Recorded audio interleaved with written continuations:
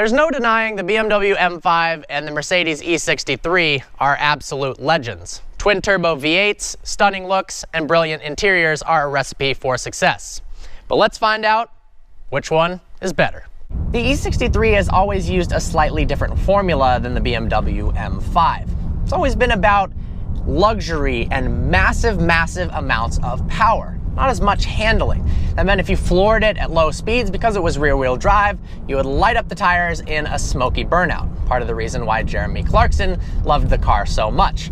Now, the new E63 AMG S is only available in all-wheel drive, which means that even in first gear at low speeds, you floor it and you're thrusted back into your seat with no wheel spin.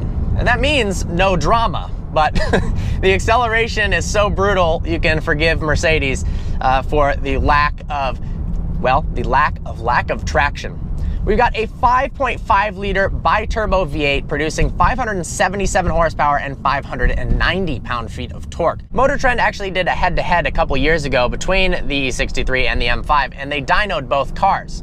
Adjusting for a 20% drivetrain loss, the E63 actually produced 676 crank horsepower on the dyno, which means it is severely underrated.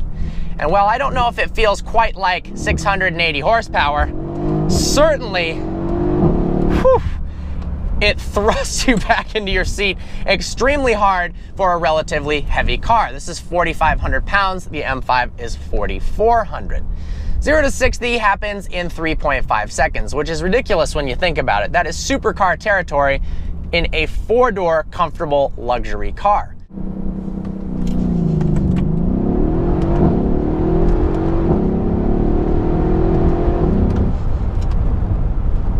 Let's talk about luxury. You've got massaging seats, heated and cooled seats. You've got active side bolsters that adjust and hug you in place as you go around turns. Something that was actually offered on the E60 M5, but is not available on the new F10. From an interior quality standpoint, you can't go wrong either way. Both of them feel about the same level of elegance and build quality. They've just got different styling. The Mercedes is a little bit more simple. Everything is more squared out, but I don't like one more than the other, to be honest. The seats in the Mercedes are quite comfortable. Those side bolsters around the turns are awesome. Good thing is, if you're choosing between the M5 and the E63, you can't really go wrong either way. But I'm going to tell you some of the pluses and minuses of each, and maybe some things are more of a priority to you than others, which would make you choose one versus the other. So, the E63, it sounds a lot better than the M5. Stock exhausts on both of them, the E63 sounds better.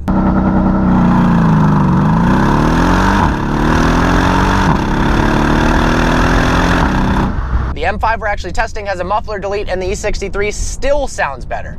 It's got a bigger V8. AMG has spent tons of money on research and development in their exhaust department, and they are always known for an incredible sounding, burbling exhaust note. BMW, the V10 sounded incredible. It was a little quiet, but with some aftermarket exhaust options, brilliant. The F10 with the turbos, not so much. They actually have to pipe fake exhaust noise into the cabin in order to make up for the fact that it is so quiet. Part of the reason for that is consumers are asking for bigger cars that are more isolated from the road. And as you add more sound deadening, unfortunately, that gets rid of the engine note.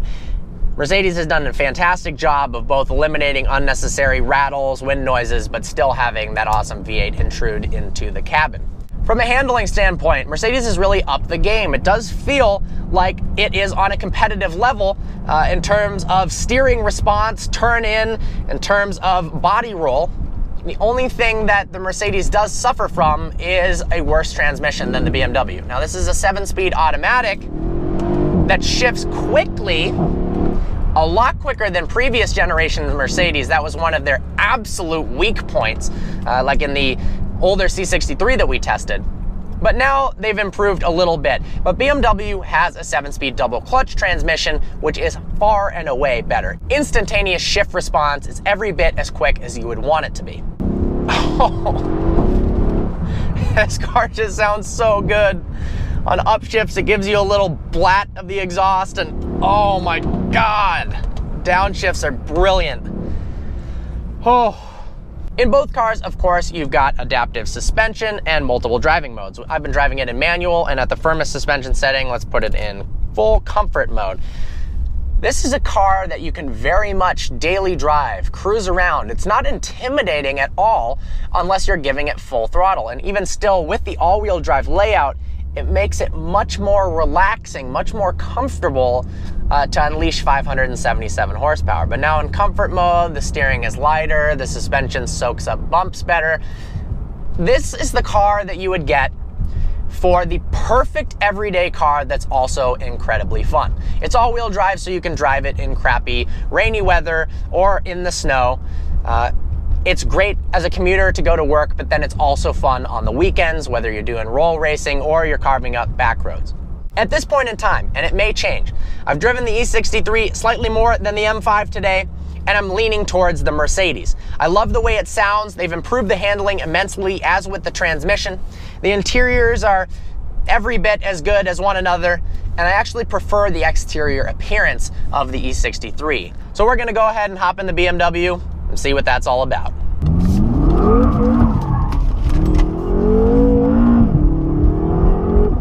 Right off the bat in the M5, you can feel the steering is a little bit heavier, and just the driving position feels a little bit more driver focused, like you're positioned more in a sports car than you are in a luxury sedan.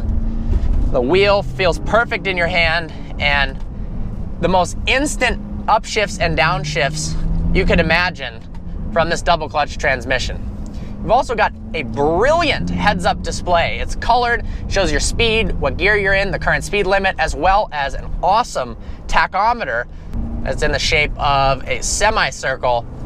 Very cool and very useful. The colors are so bright that you can actually see it in broad daylight, which is pretty rare for heads-up displays.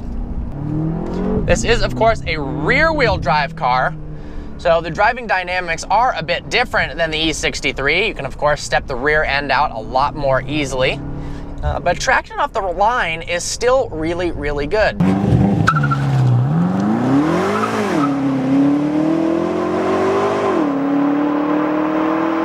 BMW has always done a great job of putting the power to the ground. When this car was dynoed, it made a lot less horsepower than the E63 did. It only weighs about 100 pounds less than the E63, so for it to put down similar times, 11.7 in the quarter mile, 3.7 to 3.8 seconds 0 to 60, is an impressive feat. The M5 feels like more of a driver's car. This is the car you take out on the weekends and you carve in the back roads. Of course, you can also take it to the golf course and lug people around, but it does feel like it's a performance car first, luxury second. Now, the E63 doesn't feel like you're compromising between a sports car and a luxury car. It doesn't feel like you're sacrificing in either way. It kind of does both in harmony. But you definitely don't get as raw of a driving experience as you do in the BMW.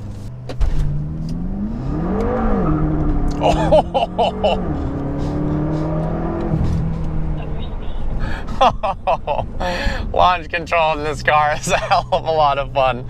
Little wheel spin off the line, but then from there it grips and absolutely flies. Visibility is great in the M5. It's a little bit worse than the Mercedes. Very, very spacious in here, plenty of headroom. You could drive this if you're a much larger or taller individual. Same with the Mercedes as well. Very, very comfortable when you put the suspension into comfort mode.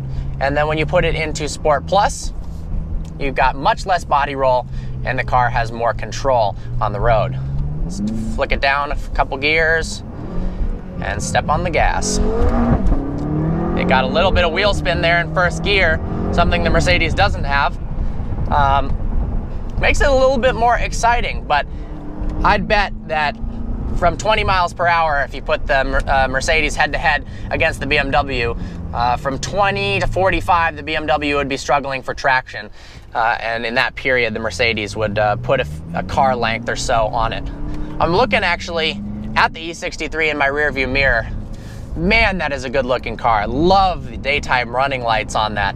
The F10 has the signature angel eyes, although in the newer generation cars, they're not completely round. They've actually got squared off tops and bottoms of the lights. So here's the deal. You can't go wrong. If you want a slightly, I mean just the slightest bit more driver-focused car, you pick the F10 M5. If you want a car that sounds better, that's more usable, you can use it in the winter, gets better traction off the line.